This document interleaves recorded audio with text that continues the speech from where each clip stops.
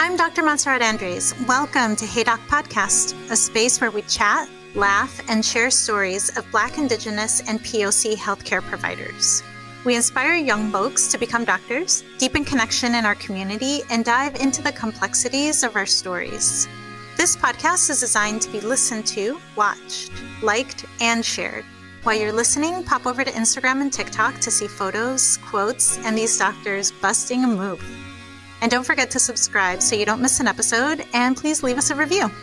All right, let's get started. Luvjonez, kick us off with a beat.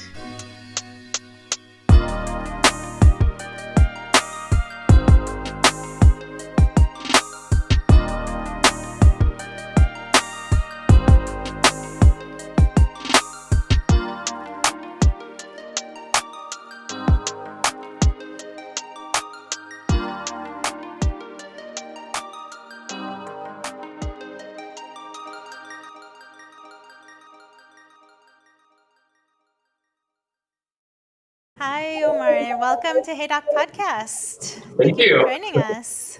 Of course.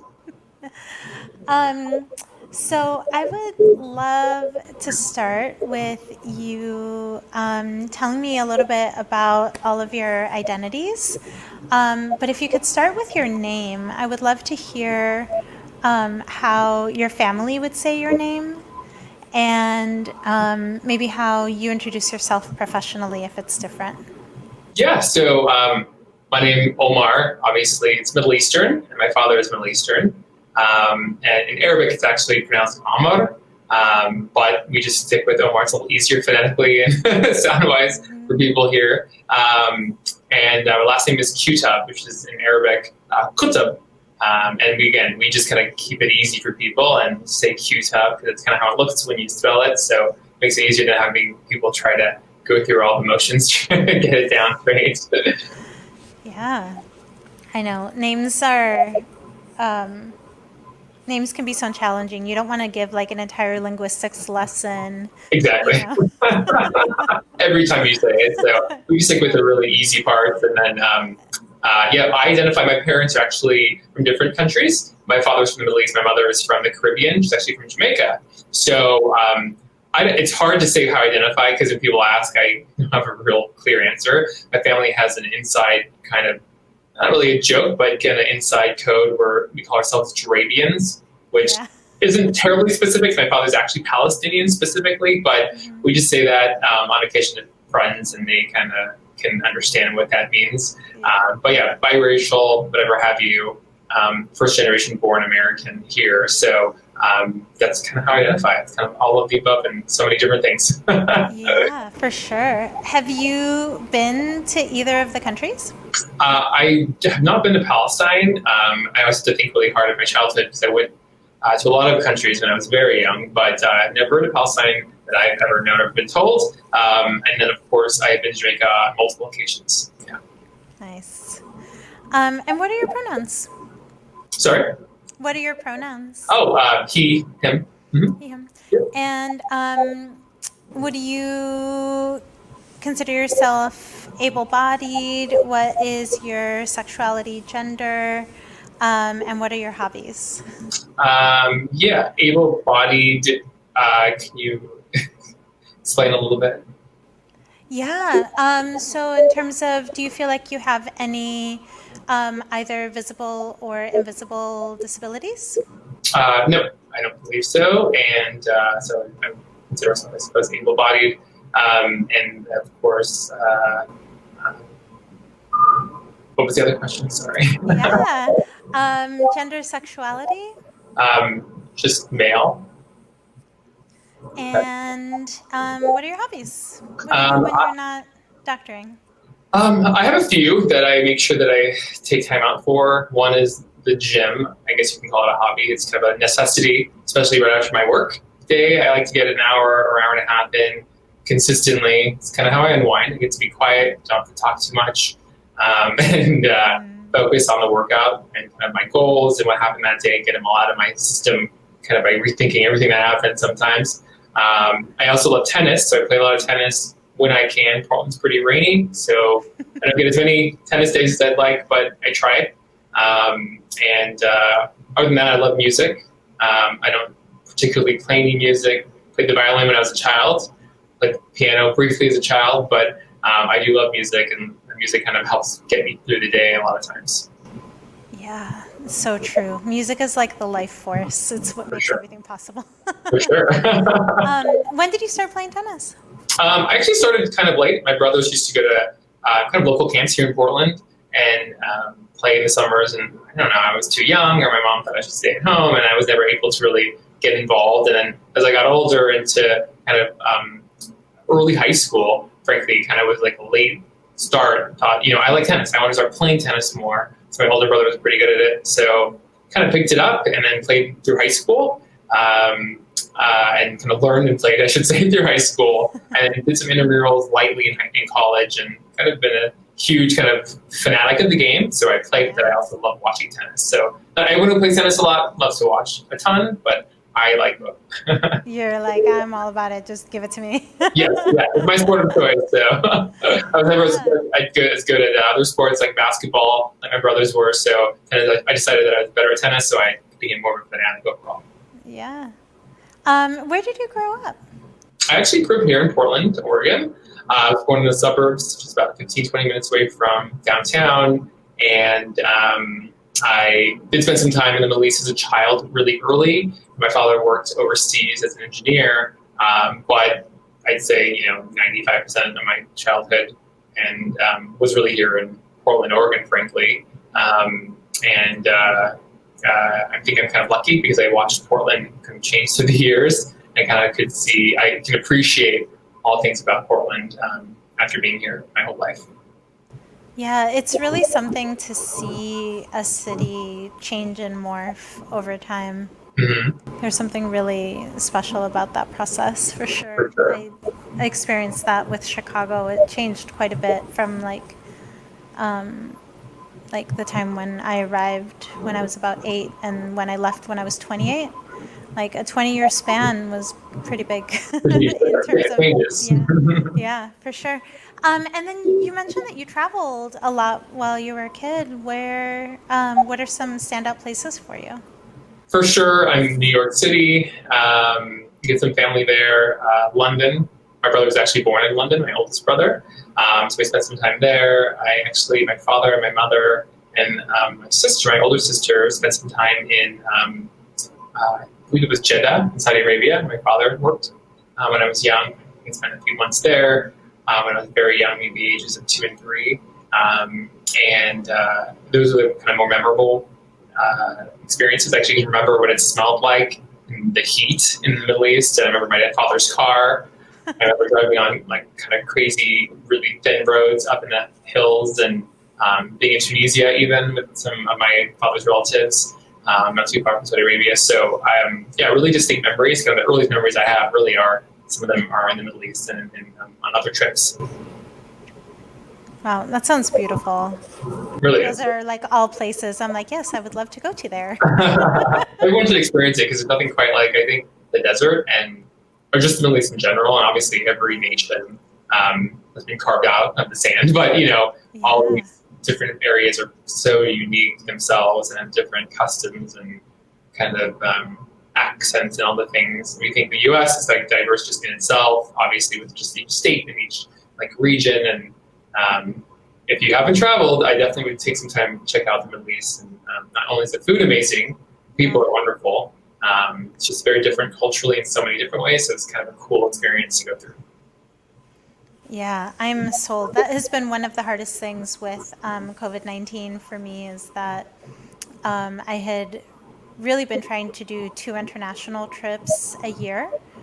And, kind of some smaller side trips here stateside. And it's felt like such a huge loss. I mean, it's definitely a sacrifice that's worthwhile for all of us as a whole. But I feel like I just have learned so much being in different places, different spaces. Just your perspective shifts, and like expands. I think what's fascinating, I mean, just to think about, like you just said, COVID happened and suddenly the world was so small for a while, and now it just seems like everything's so far away. We just can't go, places. Choose to go. It's not terribly safe necessarily everywhere. And, last year in the summer, I was in London, and it was a great trip, wonderful experience. And your mind, just like your horizons just change when you get to experience different cities and different people, large international cities particularly. And right before COVID happened, I was privileged enough to get to, I was at a mental burnout stage, so I forced myself to buy a ticket around the seasonal holidays, around the Christmas time holiday. Decided to go to Australia, and that was amazing. So I went in February, right before everything totally, was basically turned off. And I'm glad I had that outlet because I needed it emotionally, physically, and mentally. But it was amazing just to be able to see there's a whole world out here, with all their own minds and thoughts and ideas and the day-to-day life, how it's so different than our lives here. And it's amazing. Even a place like Australia, it seems pretty similar, but it's still so different. So, yeah. Yeah, I agree. I was really, I felt very welcome and a lot of warmth in Australia as well. I ended up traveling during monsoon season, so I had to kind of change some of my travel plans. I was going to go to New Zealand. Oh, wow. And so I spent more time in Australia, and I was really glad that I did. It was really beautiful. It is. The Great Ocean Road, I don't know if you went to visit that near Melbourne. I did not, unfortunately. Oh my gosh. Well, when you get back there, I want to go back. I would highly recommend. So, I need to go. I want to go to Melbourne so bad just because that's where the Australian Open is. So one thing, tennis fanatic. So my goal is to go in January, potentially one day, and then do the travel that you're talking about, that real road trip kind of thing. Yeah, it's so gorgeous. And so you were mentioning that your dad is an engineer. Yeah. What did your mom do? My mother was she was a music major. She went to school really close to here. She went to Marylhurst College when it was all women's Catholic, basically taught by nuns for the most part. So really cool experience there. And so she had music on her mind, obviously classical singing particularly, but she actually went into real estate and mortgages later in life. And so she was kind of in that realm, and that was kind of her career choice. And it's kind of cool because we were exposed to so many different types of things and kind of career options as kids. So parents weren't really very limiting. Mom had a passion for music, still does, and raised us around music, obviously playing the violin and playing the piano. My sister played the harp and, piano as well. And, she really wanted us to be exposed to all of the things that were around us without limiting us. But then with education as a focus, but they were very open-minded about kind of where we went career-wise. So it's kind of nice. They themselves weren't headed into a specific career line. She didn't spend her whole life doing real estate, and she doesn't do that anymore, actually. But she actually had, a nice span of doing something she loved and moved on after that. Mm-hmm. How early on did you realize that you wanted to be a doctor? I think I knew young enough. I mean, most of my childhood, I wanted to be some sort of performer. We all loved singing and dancing. We all did modeling when we were children here in Portland, local stuff, runway shows and photo, What? Oh my gosh, little baby Omar strutting on the runway. I actually was literally like a 2-year-old at Nordstrom walking on a runway here in Portland. It's kind of funny. I have pictures of that in a little overall made of velvet or something, kind of crazy. But I loved it. I loved the attention. I just loved doing it. And my mom, again, she thought it was neat stuff for us to just try. And if we wanted to do it, we did it. If we didn't want to, we didn't. I had a good experience with all of that stuff and being exposed to kind of different facets of what it's like to be a working child. But actually, it was kind of cool because I was exposed to kind of the background stuff. And I think maybe a good thing when I was young, I learned all about that. And I kind of thought, well, that's great. Being in front of the camera is exciting. And then as I got older, I kind of realized that maybe being behind the camera might be just as interesting. But somewhere in I think middle school into high school, I obviously, not obviously, but I kind of excelled at science, and I don't know that I loved it always, but I had a knack, particularly for biology. And early in high school, I realized maybe I should become a doctor because I like biology, and that's kind of the next step, I suppose. So it was never really a plan. I just thought, yeah, maybe being a doctor seems pretty cool. And because I was never, told I should do X, Y, or Z, I just thought doctor's another thing I could do. My parents definitely had no problem with that, but definitely were pleased when I mentioned first, somewhere when I was around 13, 14, 15, that I was interested in medicine. And I have, cousins that are doctors, and so they were very, enthusiastic about that and kind of supported me in that. But there was never a complete decision. I went to college, decided to major in biology, and just kind of, as I kept going, did my chemistry courses, my physics courses. It was like, yeah, I got all my pre-med prereqs. I'm going to apply, I suppose. And it just kind of just went along the road. It was kind of never so plotted out. It's kind of hard to say that because most pre-med students and future doctors are quite type A and have everything planned out. But I kind of just went along for the ride. And since I was succeeding, I decided, yeah, I'll just go ahead and go to med school. You were like, this seems to be happening. Let's just keep running down the slip and slide until we either make it on the other side. It may have been like some sort of mechanism mentally to just not feel the pressure of I need to get into med school, otherwise my life is over. I had so many other things I could be interested in. I loved philosophy, in fact, in college. I took a lot of philosophy courses and did very well. Was asked to be, a teaching assistant for some of the courses, and I really did well in accounting courses.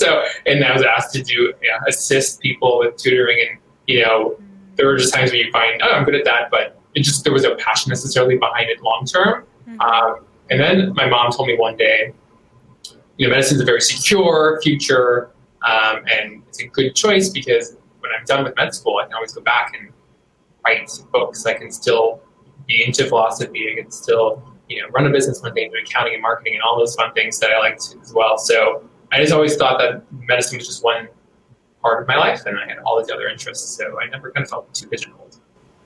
Yeah, that's super interesting because I think people don't realize, or especially because of the kind of practice that you have where you're in a private practice, if people do something like instead working for a hospital or a bigger corporation, there isn't the same kind of connection to everything you were just talking about, like the marketing and the image of the practice. And what helped you decide to go into private practice? Well,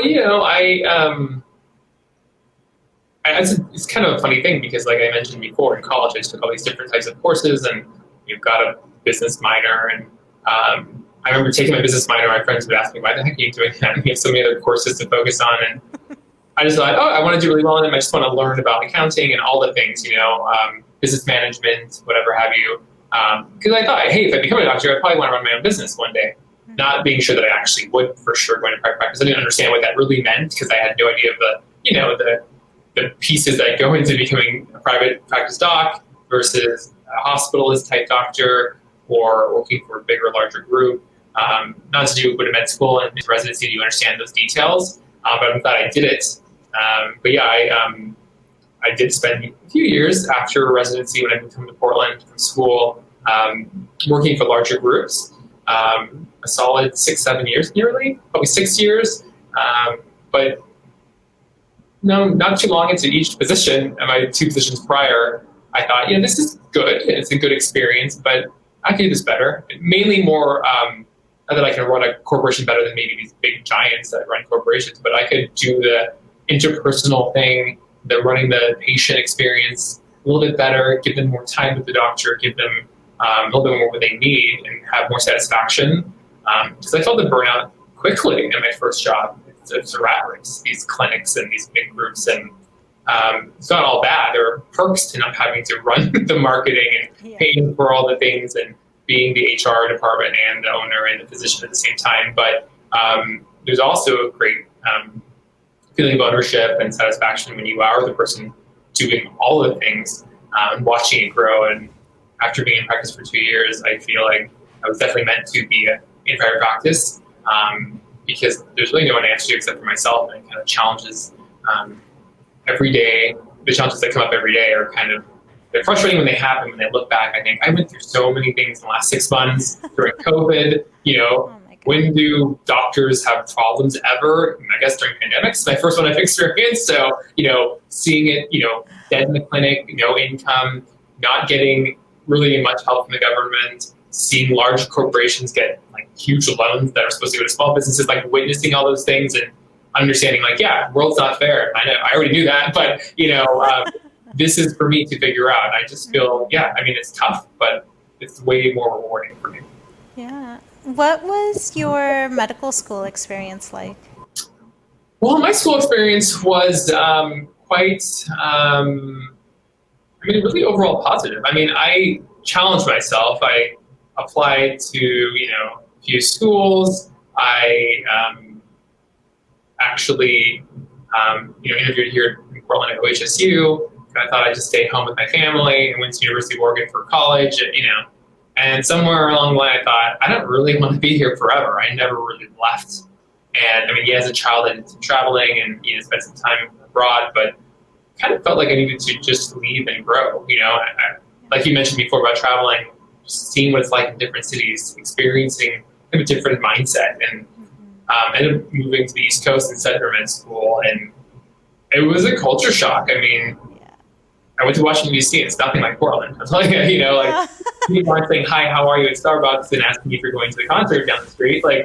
They don't even give you eye contact, and they're like, next. They're kind of over you the moment you order. It's just a different planet, and it was rough the first 6 months to a year. I made a few connections with med students that are like lifelong friends, but it was tough to feel like, not very important in the world suddenly. When you grew up in Portland and you've been around and watching it grow, you're like, I know my city, this is my city.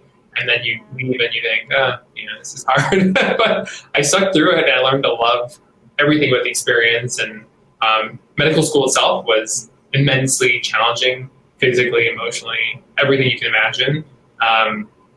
Everything it's like chalked up to be. it's that hard, and it's competitive.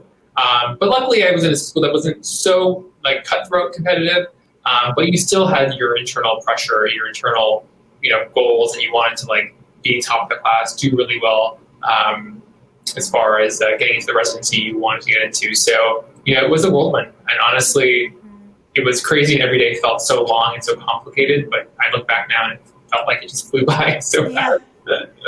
I know. I simultaneously felt like each day was the longest day of my life, but each week went by in the blink of an eye. Yep, that's exactly how it feels.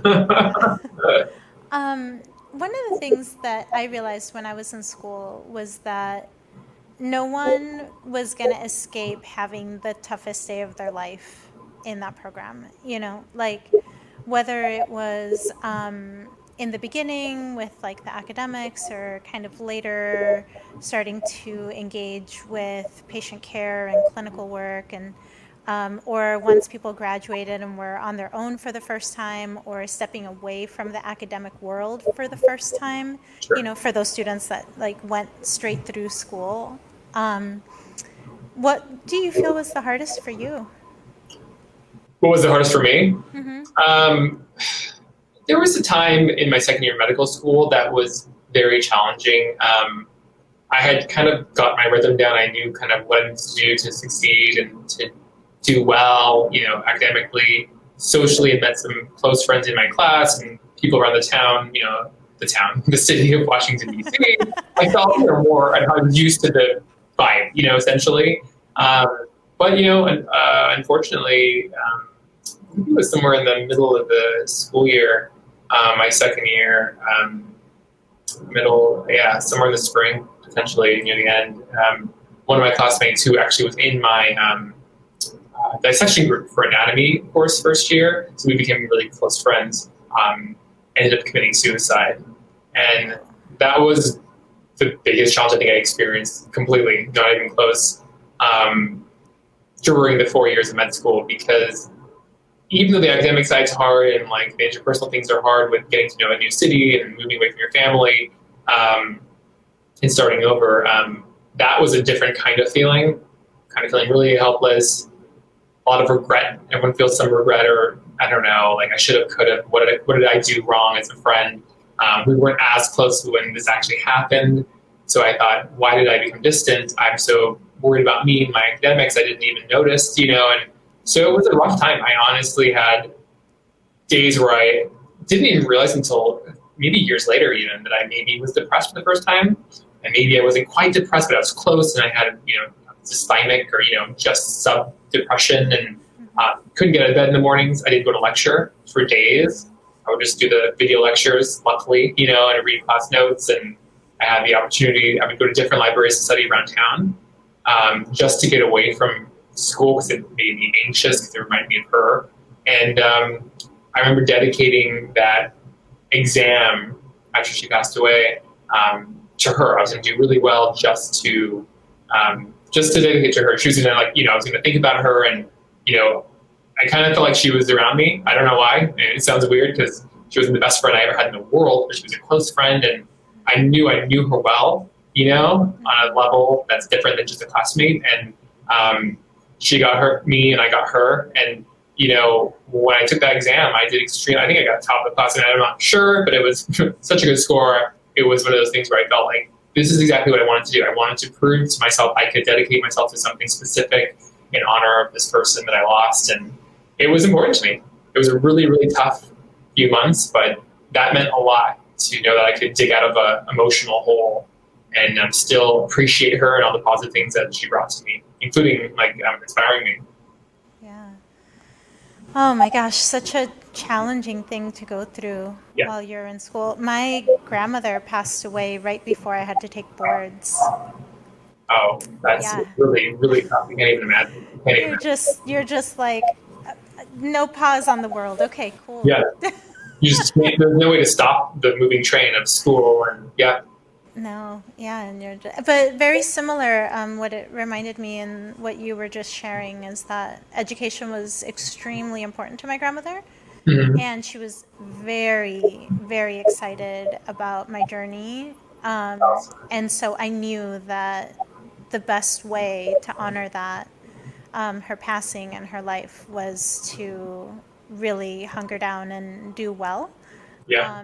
And so, I really appreciate how you were able to just kind of okay, let's rein this energy in and put it in the place that would actually honor this person that meant a lot to you. It's almost like I thought, she wasn't going to be with me on graduation day one day, but she helped me through, through that time. And there was the one test I dedicated to her, but there were so many, many countless moments where I thought about her, late nights where I wished she was around, and just there's just forever a memory. She's part of my experience for medical school, and I'll never forget her. So it's nice to have that. It's almost like my little secret experience. I don't think I even have shared this with many people ever, because it was really such a private thing for me, because you never really get to mourn when you're studying all day. There's really no time. It's just kind of, unfortunately, life, like you said, doesn't stop. Things keep going. So yeah.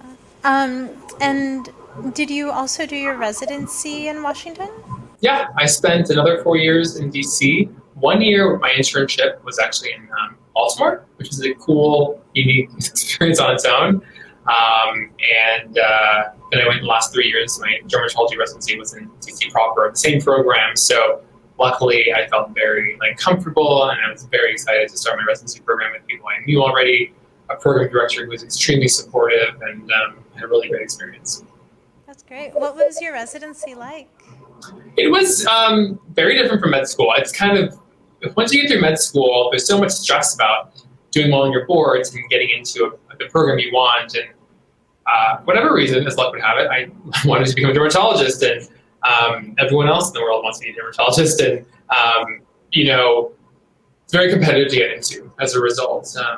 It's a pretty nice lifestyle generally, because we don't have a ton of emergencies, and the residency experience is very academic. You have a lot of didactics and clinics, but you're not in the hospital as much as, say, a general surgery resident or an internist. And so it's a whole new language. There's a lot to learn academically, but it's extremely forgiving as a specialty when you finish and you practice, because it's a 9-to-5 job, quote unquote, and I hate to minimize what I do, what my colleagues do, because it's a lot of hard work and it's real. We're saving lives sometimes too. We're not just using Botox and chemical peels. There are melanomas and skin cancers we diagnose all day, but it's very competitive, and when you get in, it's a big relief, frankly. And I was excited to start, so I was very happy to be there. I remember the first day just ecstatic. I'm like, I'm here, I'm a resident in dermatology. This is the best. This is exactly what I wanted.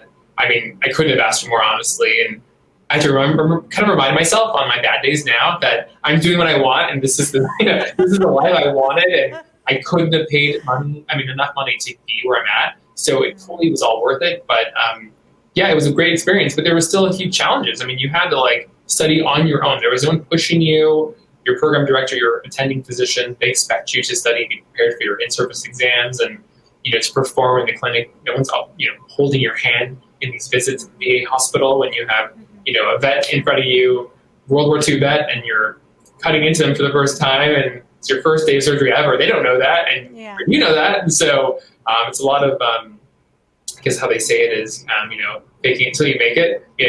I'm confident in what I'm doing, and you're like, oh my gosh, this is really scary. It's my first surgery ever. So there are days that are challenging, but overall, I have a lot of positive memories about my residency program.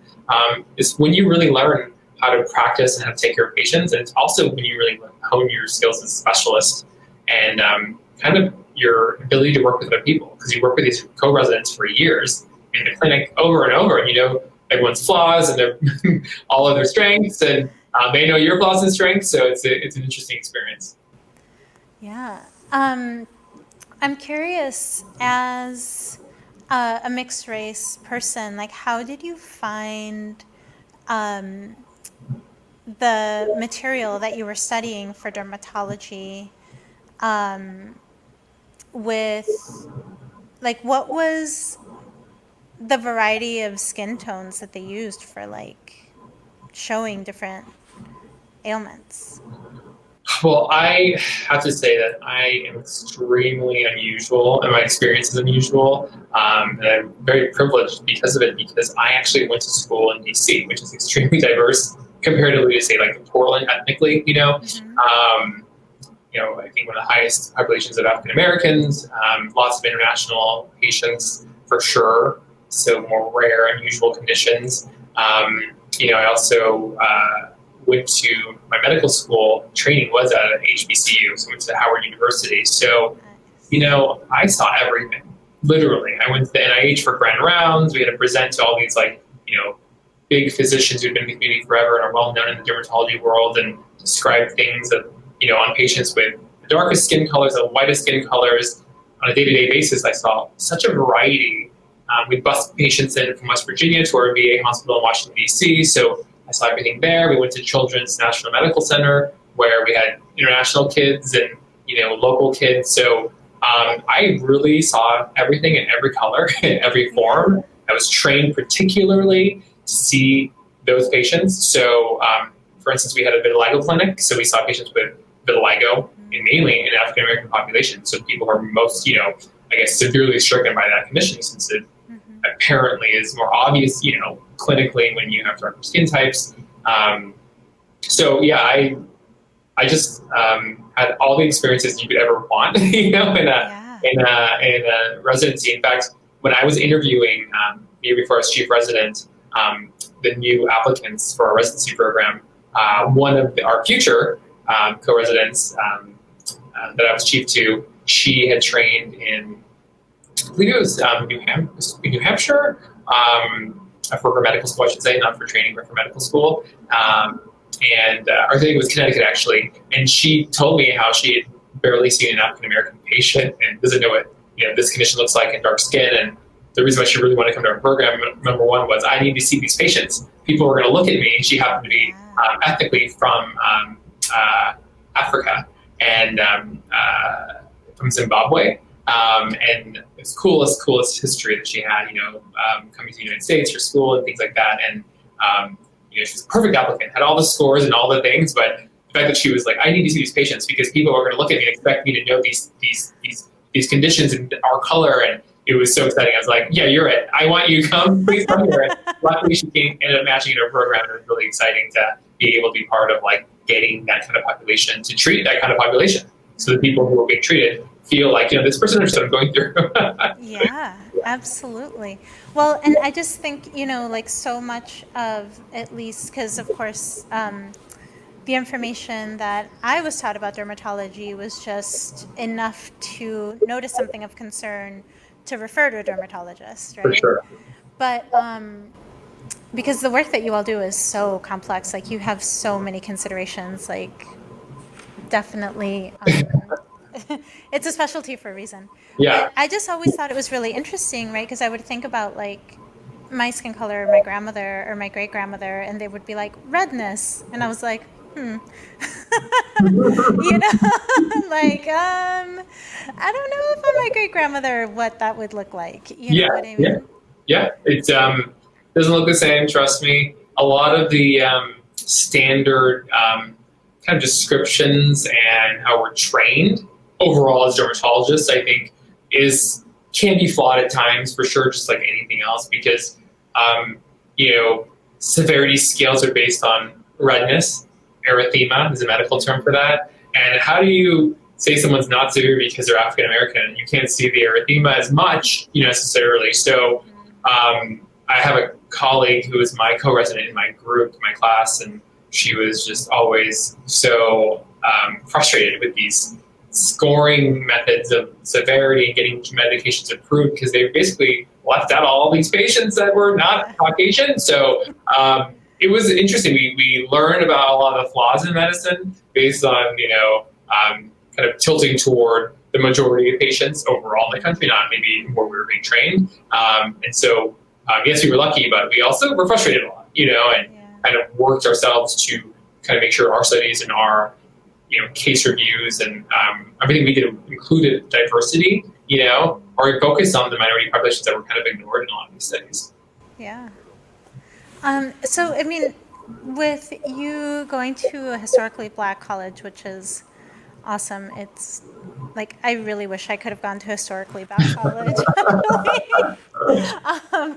I just feel like I would have felt so much more relaxed. But actually, I went to a really great university, so it had a lot of its beauty too. So I wouldn't trade my experience. But did you feel like you came across like people that were more encouraging and just like, yeah, of course you're going to be a doctor, and of course you're going to go into this field? Were there any people that you felt were trying to talk you out of it, or that doubted your capacity or ability? That's a great question. I mean, it's hard. Some of these things are so nebulous. I mean, or intangible, because I don't know. I grew up in Portland, and I went to school at the University of Oregon, which is like, I don't know, 89%, 90%, 95%. I don't know where it's at exactly these days, but white or Caucasian, and I grew up in the suburbs in Southeast near Oregon City, and I just kind of was always not the same as everybody else, and I really thought nothing of it. The older I get, the more I reflect on experiences. I wonder, oh, that teacher may not have liked me for reasons I just didn't get, or didn't care to, help me in any particular way. But I will say I was quite lucky overall, because I had such a great public school education, and being a minority didn't seem to be affected by it in any way that I can recall, which is interesting, because even some of my siblings have had different experiences. So I think I maybe was just kind of lucky in that regard, frankly. But when I got to medical school, I had become such an independent person as far as planning my life and goals. There wasn't a lot people could tell me. I don't know how to describe that. Again, maybe I was ignorant as bliss. I just kind of thought, I'm going to do it. I don't care what anyone thinks about what I should or shouldn't go into, specialties attainable, or if it's not attainable. But I will say that perhaps I was lucky, because I didn't go to OHSU, for instance. So I don't know what would have happened if I went to OHSU and they were like, oh, this is so competitive, maybe you should think about this instead, Right. I do feel like when I was at Howard, people were like, yeah, great, sounds good, you want to do it, you're going to do it. Yeah. And everyone was very supportive. And even my advisor, shout out to Dr. Robinson, who was amazing. He was my advisor at Howard, who, I almost transferred out of school there, actually, not long after the suicide experience with my classmate. And he convinced me to stay and not go home to OHSU and transfer out. And because I was kind of homesick and there were so many things going on with me. And he said, no, you need to stay and just experience DC. You'll learn, get out of your bubble, get out of the school, leave, meet people. And that's what I did. And that's when I started loving DC. And, he never discouraged me. He always offered me options. Like, if you think that this is getting too scary or intimidating, or, there's so many other options. You're so good at these things and those things. And, but yeah, I just felt very motivated always. And it was very, I think, individual and internal, to be honest with you, because it wasn't like that everyone was so supportive. I'll be honest with you. There were times when I think everyone experiences this at any med school, no matter what race they are, or what, anything about their background or what school they're at, that there are people who absolutely are not interested in what your plans are. And actually are contrary. They want to work to remind you that that's going to be hard to do. And there's no guarantees, buddy. And I had a few planning physicians that made comments like that to me. And it's fascinating because being that it was an HBCU and these were minority physicians, it was more astounding almost and more upsetting and more frustrating. But again, no one was going to tell me what I could or couldn't do or what I was going to get done and why I didn't get honors on this course, And I thought, okay, you don't want to give it to me. You don't think I earned it. I'll show you that I will earn the end prize no matter what you say. So, you'd be surprised if people will say the same race as you, or minorities like you, or you think will be more supportive. But, it's a tough world out there. I don't feel like there's no givens no matter what your background is or where you're trained and where you go to school. Yeah, I totally agree. There's different levels of awareness and internalization and, we're all on different parts of our journey. Exactly. So it depends on where that person is and perhaps what their obstacles were and like what it means for them to be where they are. And I have no bad blood about any of it. I can remember the faces and the names, but I think they actually just motivated me more. I'm being dead serious. I just, anytime someone was going to tell me that, I did something flawed, I want to fix it and I want to improve on it. So, they're telling me, that physical exam wasn't that good actually. I thought, okay, I'm pretty sure it was pretty good. And you're the attending physician. You're probably right. I'm not going to be the one who's right here. It doesn't really matter, right? They're the one who can score and grade. So, just let it fuel me and motivate me to do even better, to be more detail-oriented. And it also reminds you that you can be wrong too, and you can see things one way and they can see things a different way. It's foolish to think that you're right there. You know what's going on when you're in med school, because you're going to find out you were wrong in med school when you get to residency. And when you're done with residency, you're going to find you were wrong in residency when you get to practice in the real world and seeing real patients. Some people just don't like you. And it's so intangible. Maybe it's because of your race. Maybe it's because of what color you wear, or the shirt you have on. I don't have a clue. There's so many things people just don't like. My last name, my first name, how I pronounce it. I look young. I had all these things that happened when I first finished practicing or started practicing in the real world after residency. It was frustrating. I would get on my nerves on a daily basis. And then I realized I can work with every patient. And if they have an issue, I can make it work probably. And if I can't make it work, then they'll just need to find someone else.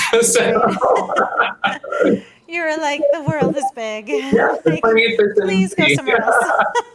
Self-refer. There's just really no reason to beat yourself up if a patient's unhappy with whatever you offer them. Yeah. And you have to realize that some patients think they're being their own advocate, and that's important, completely important. And if they find that they're not getting what they need out of the experience, it's more important to me that they actually go somewhere and find out what they need. And I don't want to waste their time, honestly. And I know a lot of people that are waiting in line that really appreciate what I do. So I'm happy for them to move on. I'm happy to move on as well.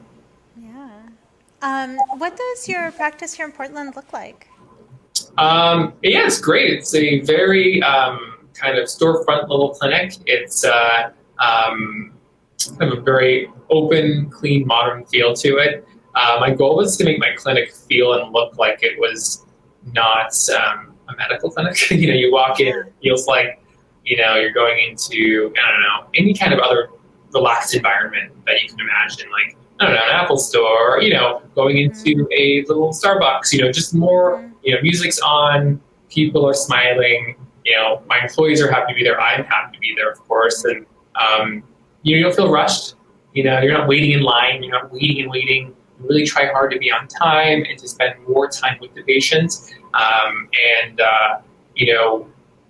We know we've done well at that or succeeded at our goals in the first 2 years already, because patients tell us every day, this doesn't feel like a medical clinic, and it's so different, and it's so, feels like I'm in some sort of like, I don't know, fancy restaurant or something. They'll say all kinds of comments, but whatever they feel, as long as it's positive, I'm happy about it, They just feel like it's nice, but it's still relaxing, and the vibe isn't very much go, pressure, and they actually get to know me, and I get to know them on the first visit, as opposed to, this is your condition, here's your med, bye, call me if you need me. It's more like, yeah, tell me more about that condition, and they're like surprised. They're going to get some feedback immediately, and they're going to get a description about physiology and management, and so that's kind of our overall goal. It's like, you walking off the street, you already know me, we're kind of friends, and I'm your doctor too, so it works great. That's awesome. How was it for you hiring your first employee? It was very convoluted, I'll tell you. So for me, I was still working at a different group, so I was trying to pay all the bills. I'm still in medical school debts. All kinds of debts. We're all, if you're in a professional world of any kind, you got your student debt. If you don't have your college debt, still, people. I really wanted to make sure I had, some income while I was opening the practice. So I started working a couple of days a week. I think it was 2 days and 3 days quickly. I actually asked my sister if she would be interested in working with me as a kind of receptionist / marketing employee to start out the practice. I didn't think I could afford a full-time medical assistant or anyone really medical, to be honest with you. I didn't know what to do with them because I was learning still. And she was gracious enough to leave her little startup job, which was doing nothing much for her anyway, in my opinion, and come help me. And she was my first employee. And that is not easy because, yes, your sibling, but you're working with your sibling. And so they don't do well. So I had to walk. I had to be careful, yes, because now I'm my employee. I had to respect her space and respect these things without crossing the line of, you're my sister, my little sister, mind you. And I think vice versa. She had some challenges working with her big brother, who's also a doctor, right? So it was a great experience and challenging at times. She left me for the big world of Nike, and I'm so proud of her, but she's very happy doing her work now. But she really got us off the ground. I was very grateful for that. When I first hired my real medical assisting employee, it was an interesting experience. You're interviewing people, and I take the clinic very seriously, and I want my employees to be truly professional yet personable. And it's wacky out there. There are a lot of people applying and interviewing, and they don't show up. They don't follow up. I had an applicant who literally didn't show up for her working interview where she was supposed to come in and work for the day, and then she contacted me days later saying she forgot, which none of it made sense. And then we gave her a second chance, and she never came back the second time. So, I was like started off on a rough. I was like, this is the first person I really liked, and she's not even showing up here. Yeah. But with all that strain came like a very amazing gift. I had this amazing person come into the clinic, and we ended up hiring, and she was a perfect fit, still with us. I think I was lucky enough to witness how bad it could be just with the application process to how amazing it could be when someone actually gets the job and performs kind of above and beyond even your expectations.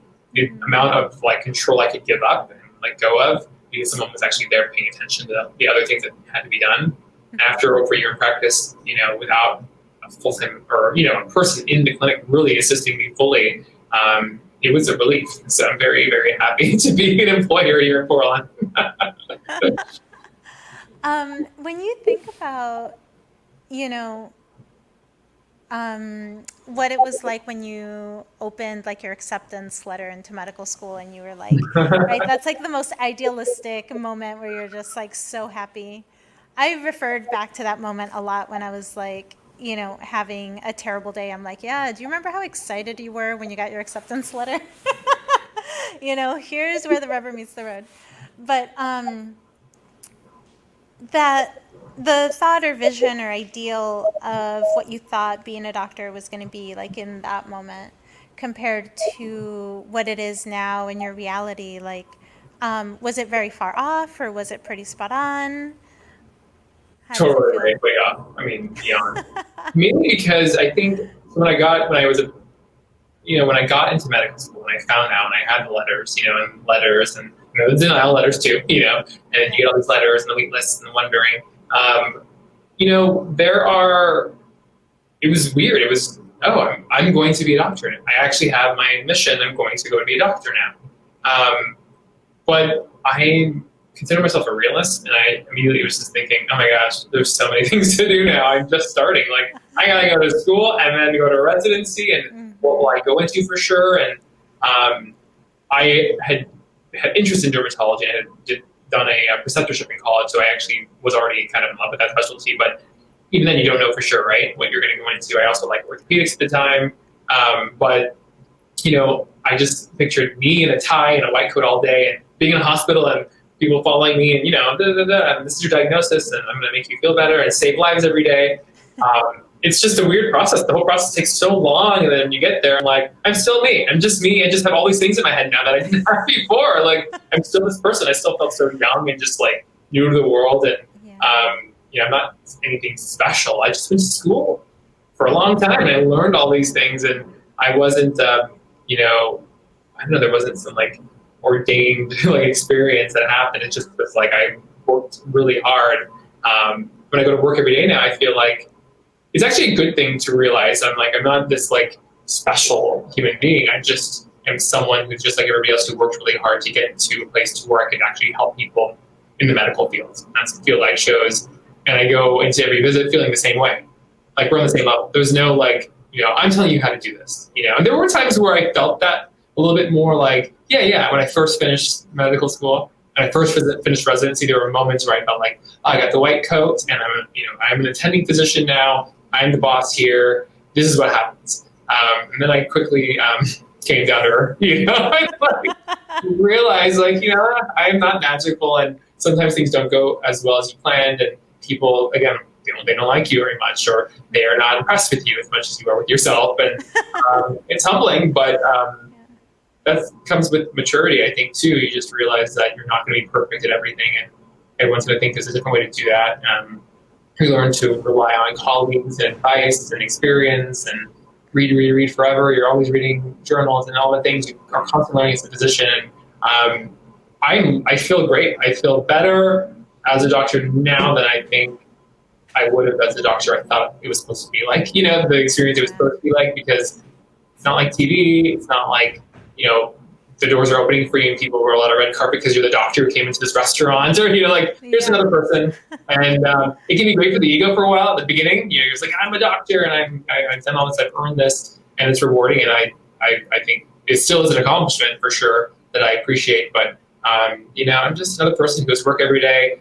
I have stresses. I have bad days. The unique thing is that I have to hide my bad days really nicely and put them away in my head, so I can multitask and compartmentalize in a healthy way, so that I can actually really serve my patients without putting myself in front of them, which is a daily challenge.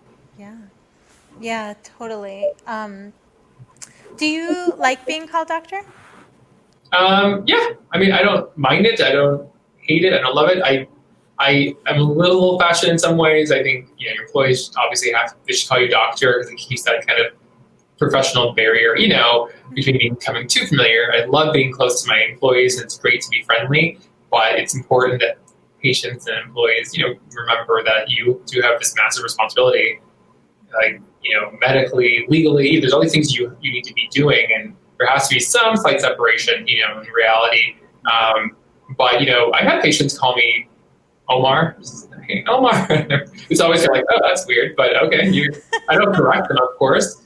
They'll say Dr. Q, and I'm like, okay, Qtup's pretty hard to say sometimes, and sometimes they just feel like more casual. They can say that. I have no qualms either way.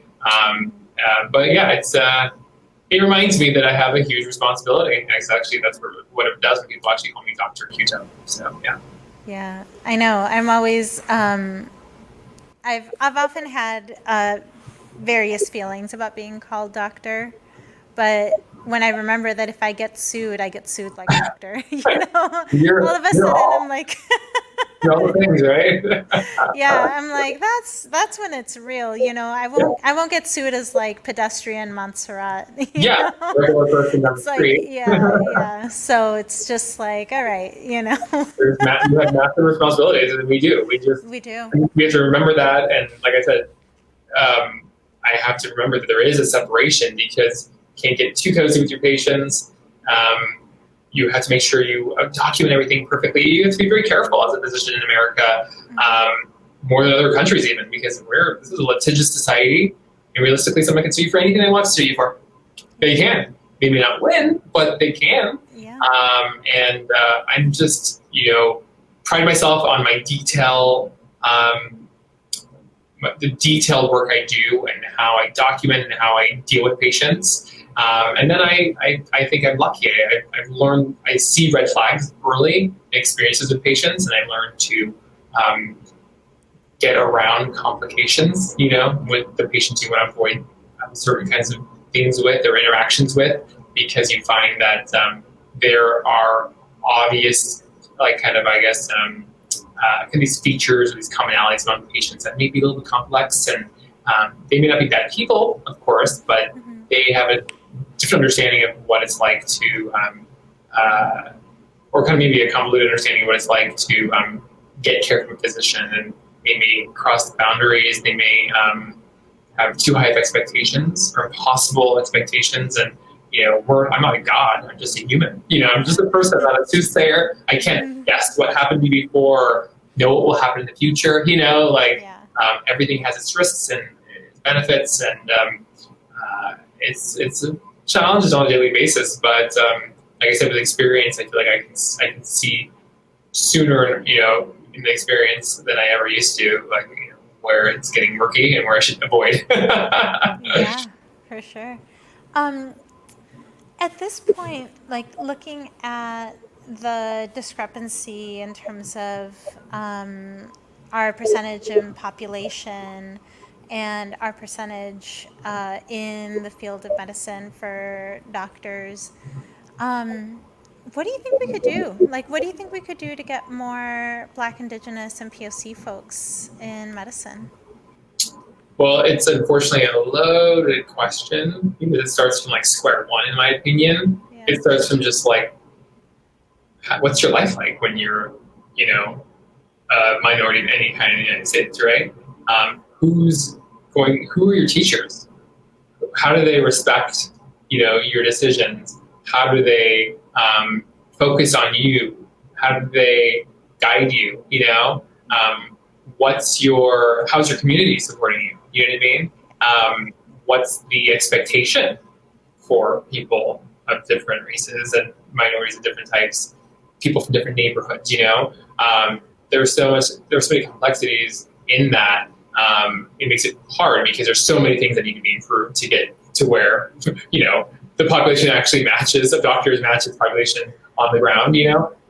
But just like in government and all the other things where there's anemic, there are anemic numbers. And I do think that even though it's complicated, I do think we have to make more opportunities for people of color, people who are less, privileged on a daily basis.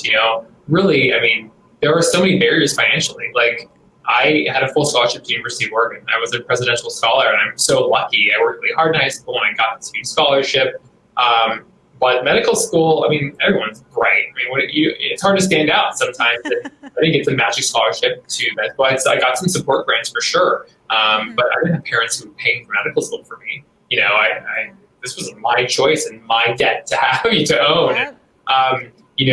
To even get to college, to get the prereqs to go to med school, there's so many steps and so much cost. And I I strongly believe that there have to be programs that are focused on minorities. I'm sure I benefited somewhere from some program that focused on minorities, and I just don't know how it's not understood already, just in like general, that a diverse workforce, a diverse training force, a diverse school, a diverse everything is so much better for the overall experience for the student and for the teacher and everyone involved. So I think that we have to make more, work harder on scholarship programs, on community scholarships, to get people who are otherwise underprivileged, into in line, so they can have a chance to apply to med school, a chance to get to college, to then take their prereqs.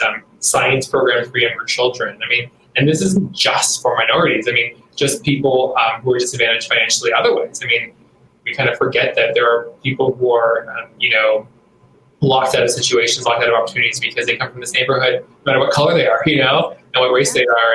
And it's frustrating. Obviously, it disproportionately always tends to affect people of color, but, we have to look at it as like, people who aren't able to financially get to place X or place Y need a helping hand. And this is better for the community, for the our culture as a whole. It's important for cities like Portland to grow and become more diverse, and for the medical field to start to see a better reflection, and patients to see a reflection of doctors. I have so many minority patients who come in and are just like, oh, I heard about you from another minority doctor. And I'm like, that's awesome. That's super cool. I'm glad that we are here to support each other. But it's also crazy that they'll make comments like, you're the only dermatologist I found that was not white, or just wasn't, was of some sort of, multiracial or, African-American background. And it's kind of like, I'm so happy to be there for them. But I'm like, it's too bad that they have to work so hard to find somebody, in the neighborhood or in the city, frankly, just to get the care they think they need because they feel misunderstood or maybe can't relate or don't feel like they're really getting related to, with the physicians they've seen in the past. And there is a real importance of representation in every facet of daily life from government on down. And so I feel lucky to be someone who can represent, so many people who are underrepresented. And I do have lots of interest in working to help get students that look like me or less privileged than I am, or was growing up, to see that being a doctor is totally attainable. It really is attainable. And I do think programs like affirmative action programs, however you want to call it, however you want to, title it, these are absolutely necessary still, obviously, because there is no equality right now that you can look across the board and say, this is fair and this is happening all the time. People are getting opportunities. It doesn't really happen.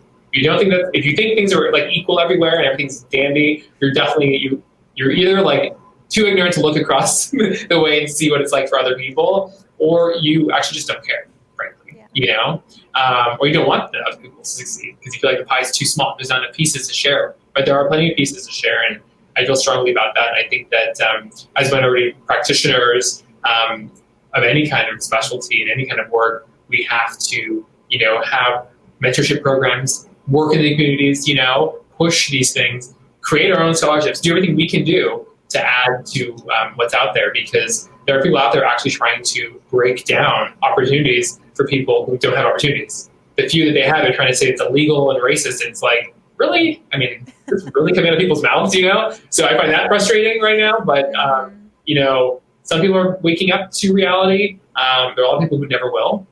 So it's up to us. We can't really wait around for magic, a magic grant to pop out of the sky for all kids who need it.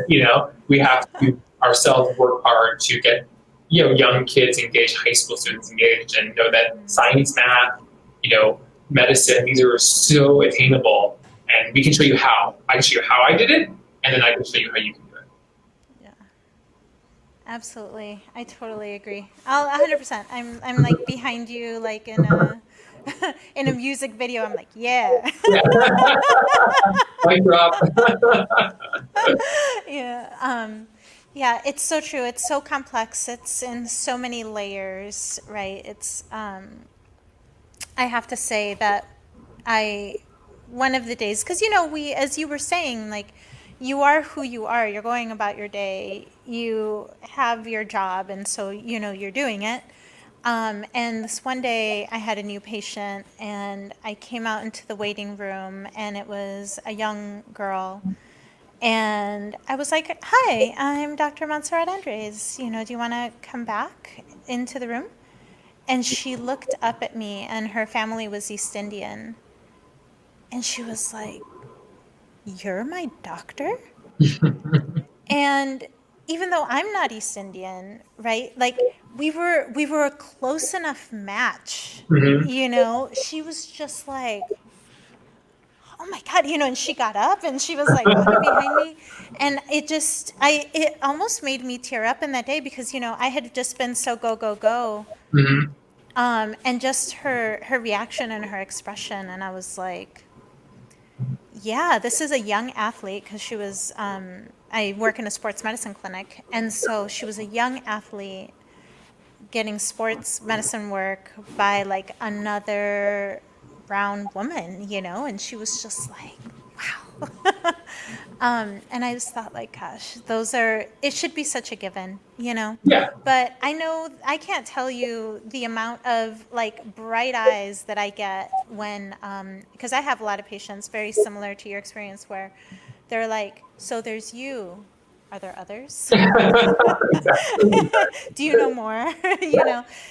Which is how the BIPOC healthcare providers list here in Portland started. Because I was like, well, yeah, I kind of do. So I started gathering them, and and so I passed it out, and people are like, oh, I've got this skin thing, and I was like, oh, well, there's a mixed race dermatologist right in the Pearl, and they're like, what?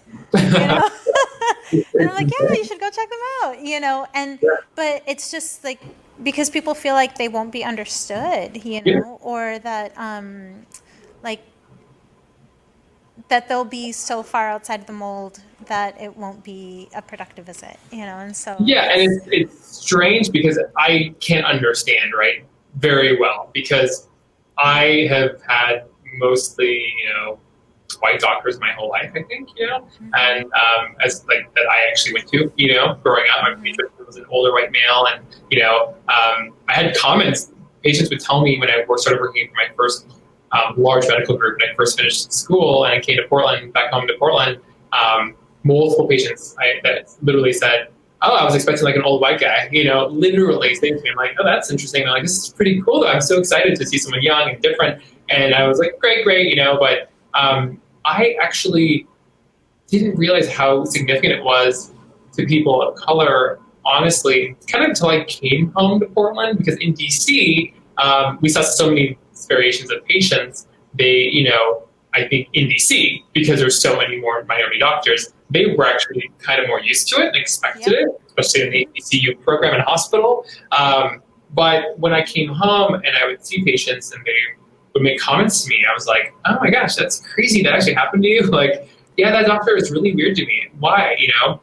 Oh, that doctor, says awkward things, doesn't seem comfortable with me in the room, and I'm over-interpreting it, but I'm like, well, if you don't feel comfortable, you don't feel comfortable. Like, you can interpret it, sure, maybe you're over-interpreting things about it, like, minority patients are used to seeing white doctors, especially in Portland, Oregon, maybe, and so they know how they feel.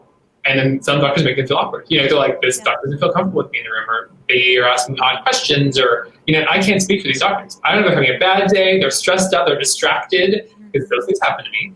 Are they actually uncomfortable with the minority patient? Are they trying too hard with the minority patient to be okay and PC? I don't know what they're thinking, I'm like, I just treat all my patients exactly the same, so it's not really an issue, but nonetheless, it's a reality. The patients that are of color haven't seen enough doctors of color, or really want to see a doctor of color to see if they can understand them better. They feel really comfortable because they're like, finally, someone who might understand what it's like to have this rash look like this and diagnose it properly, or this condition last longer because I'm a minority and have darker skin, and actually understand what it feels like, because I've had it happen to me, so there's really no replacing that. And there are so many benefits of being, listened to by someone who you feel like understands you.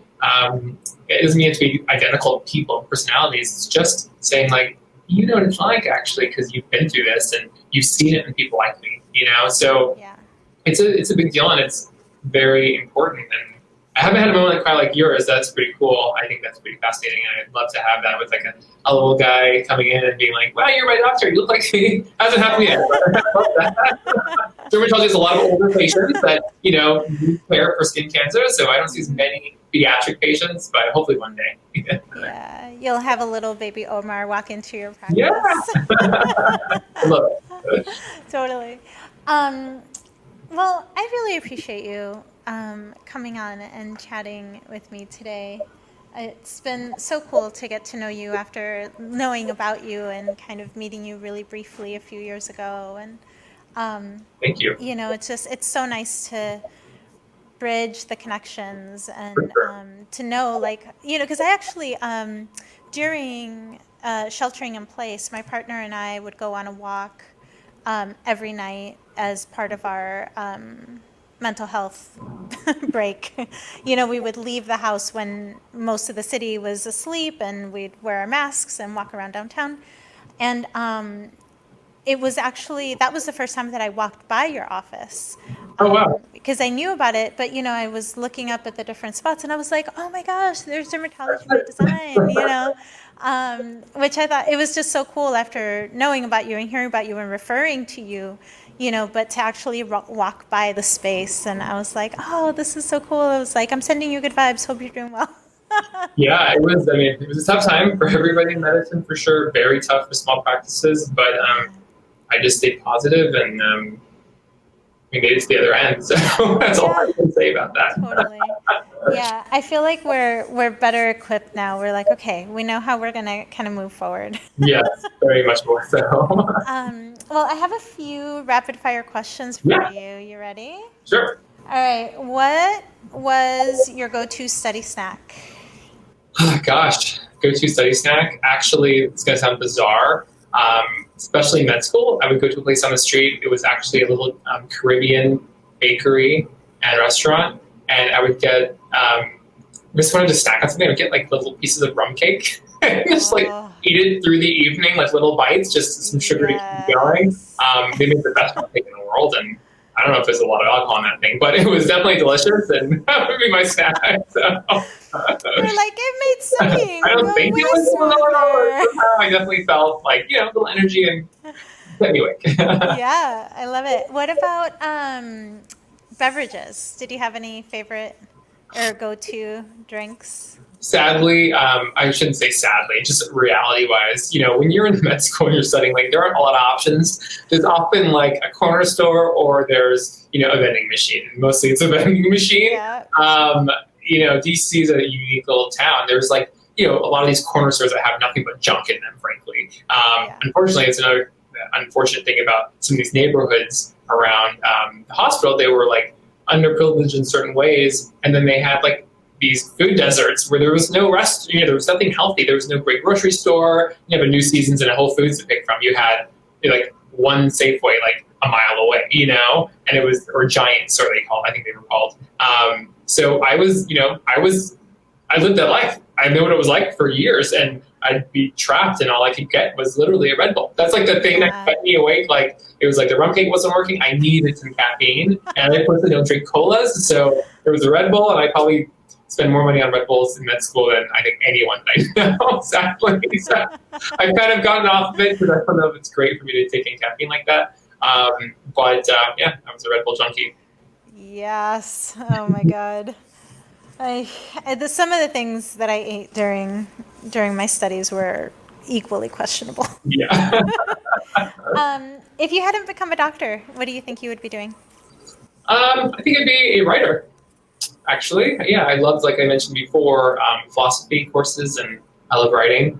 I got top score in the essay portion of the MCAT's medical school. Awesome. I loved it. I was excited about it. I was like looking forward to the challenge of that. The whole test was challenging, but for some reason I wanted to excel on that really bad. I love writing, and I either would be in philosophy particularly, or I'd be in some sort of, you know, some sort of writer of either journalism of sorts, or just some kind of writing. I love being out there. Yeah. All right, a future Atul Gawande. I see Yeah, it. still do it, yeah. Yeah, his writing is so beautiful and Yeah, like for sure. inspires me for like the direction medicine can take. Of course. What would you still like to learn in life? So much. So many things. I do feel like being in school for so long is like a microcosm, and you get out and you're like, oh yeah, my friends are married with kids and I'm so behind and I have all this debt. And I missed out on all the things I could have done otherwise. I mean, it's hard to say that because I wanted to become a physician, but I mean, I want to learn more foreign languages. I speak some French. I took it in high school. I have some relatives that live in Northern Africa and speak some French and Arabic and English. And but I want to be more fluent in French. I want to learn other languages. I just feel like there's so many things I still have to do. Some days I feel like I'm running out of time. Yeah. There's some internal clock that most people have for different reasons, like starting a family and things like that. And I'm thinking, I still need to go to school and learn to be fluent in Arabic. I went to Arabic school as a child and can read and write, but I don't have any vocab anymore. And so I need to go back and become fluent and speak to my father in Arabic. So there's so many things, specifically language-wise, I'd love to do and learn about. And just like you said earlier, explore the world, like get to the regions, learn the language better. That's what I want to do, spend more time outside of my home here. Yeah, that sounds great. Take me with you. What brings you joy?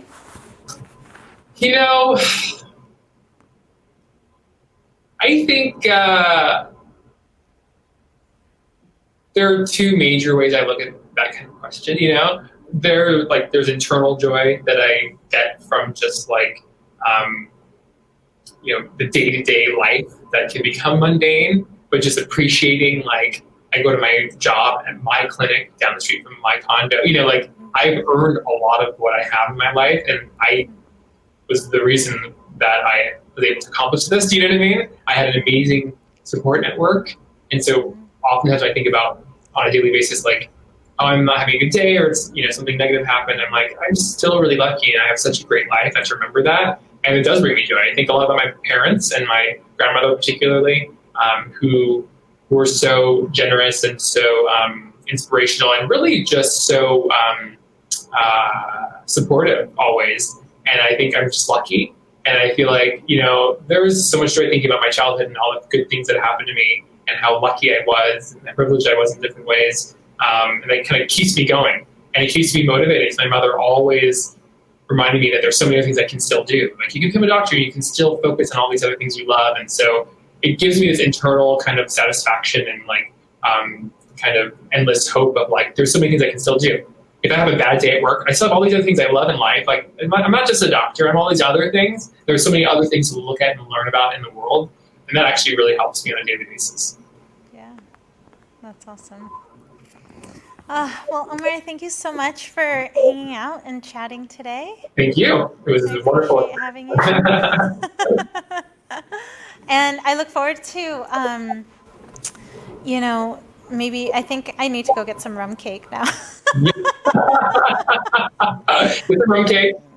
Maybe you don't need a Red Bull. But we'd love to have you come by the clinic and visit us sometime. Happy to come in and kind of see what we offer and just meet our employees who are so awesome. So it's so tough with COVID that people drop in, but we'd love to have you just, plan a day to come and say hi so you can see what it's like. And at D by D, we call it. Yeah, I love it. D by D in the Pearl, Portland. Go check it out. You are on Instagram. Yes. And also your website. Yes, of course. Mm-hmm. Cool. The clinic's on the Instagram at Dermatology by Design. I'm on Instagram as at Dr. Qutub. At Dr. Omar Qutub. And that's just kind of, the Instagram for me is more of just like more lifestyle, my life as a doctor kind of thing. Mm-hmm. And then the Instagram for the clinic is really just about the clinic and everything from, what's going on that month, what new equipment we have, and any specials we have, and just kind of like what it's like to be in a clinic, So it's really focused on like day-to-day life in the medical world.